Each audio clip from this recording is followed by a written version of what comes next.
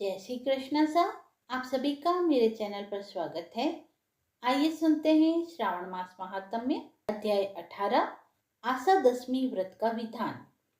सनत कुमार बोले, हे भगवान, हे भक्तों पर अनुग्रह करने वाले, हे दया सागर, अब आप दशमी तिथि का महात्म्य बतलाइए। ईश्वर बोले, हे सनत कुमार, श्रावण मास के शुक्ल पक्ष की दशमी तिथि से यह व्रत प्रारंभ करें।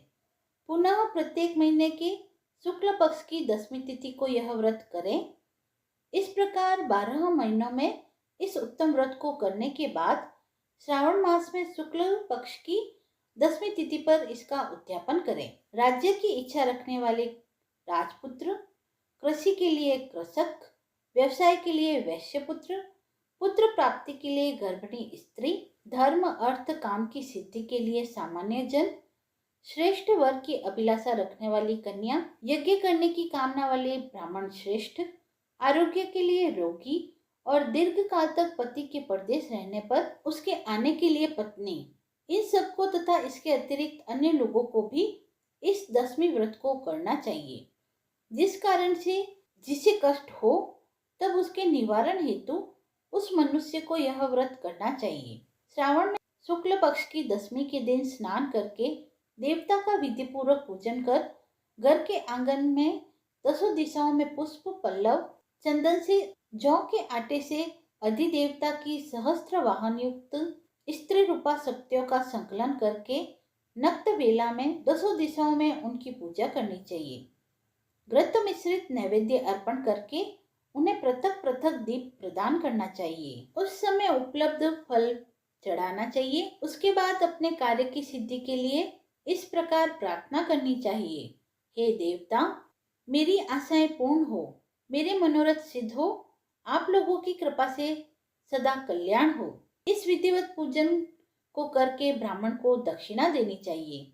हे मुनि श्रेष्ठ, इसी क्रम से प्रत्येक महीने में दशमी तिथि को यह व्रत करना चाहिए और 1 वर्ष तक करने के अनंतर उद्यापन करना चाहिए।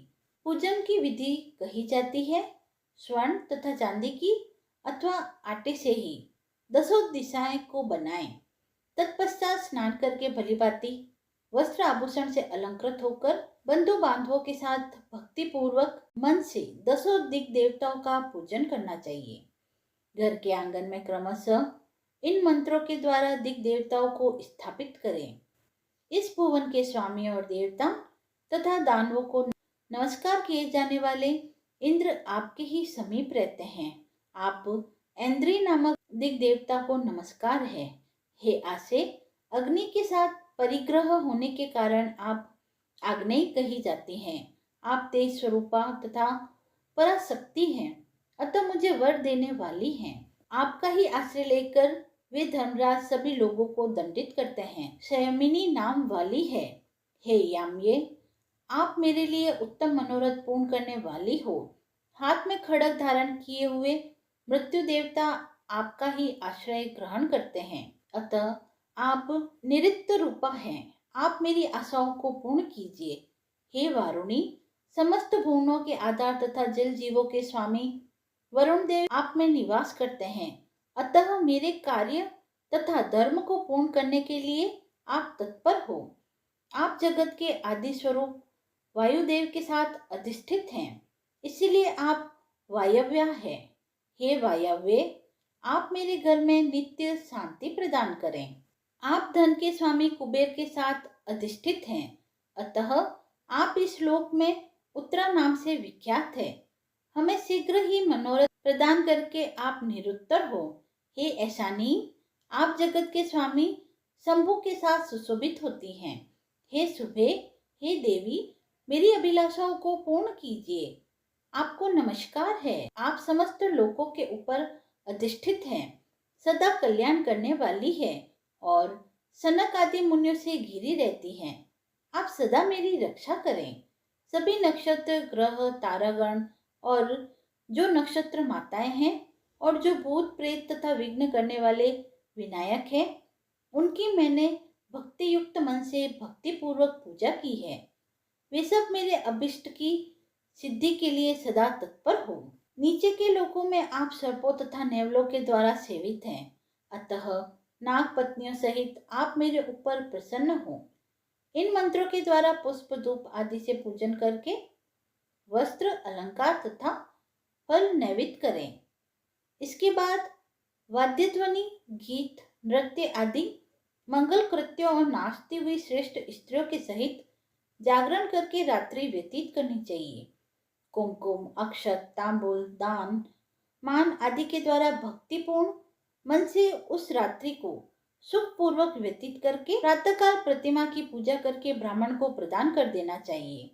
इस विधि से व्रत को करके क्षमा प्रार्थना तथा प्रणाम करके मित्रों तथा प्रिय बंधुओं को साथ लेकर भोजन करना चाहिए।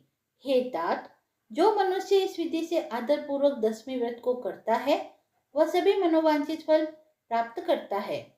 विशेष रूप से स्त्रियों को इस सनातन व्रत को अवश्य करना चाहिए, क्योंकि मनुष्य जाति में स्त्रियां अधिक श्रद्धा और कामना परायण होती है। हे मुनि श्रेष्ठ, धन प्रदान करने वाले, यश देने वाले, आयु बढ़ाने वाले तथा सभी कामनाओं का फल प्रदान करने वाले इस व्रत को मैंने आपसे कह दिया। तीनों लोकों में अन्य कोई भी व्रत इसके समान नहीं है। हे ब्रह्मपुत्र, वांछित फल की कामना करने वाले जो मनुष्य 10वीं तिथि को 10 दिशाओं की पूजा करते हैं, उनके हृदय में स्थित सभी बड़ी बड़ी कामनाएं दिशाएं फलीभूत कर देती है। इसमें अधिक कहने से क्या प्रयोजन। हे सनत कुमार, यह व्रत मोक्षदायक है, इसमें संदेह नहीं करना चाहिए। इस व्रत के समान न कोई व्रत है न होगा। इति श्री स्कंद महापुराणे ईश्वर सनत कुमार संवादे श्रावण मास महात्म्य 18वां अध्याय समाप्त हुआ। यदि आपको यह अध्याय पसंद आया हो तो आप मेरे वीडियो को लाइक करें, चैनल को सब्सक्राइब करें और कमेंट बॉक्स में हर हर महादेव अवश्य लिखें। ऐसी ही धार्मिक कथाओं व व्रत महात्म्य को सुनने के लिए जुड़े रहिए आरजे भक्ति जोन के साथ। धन्यवाद।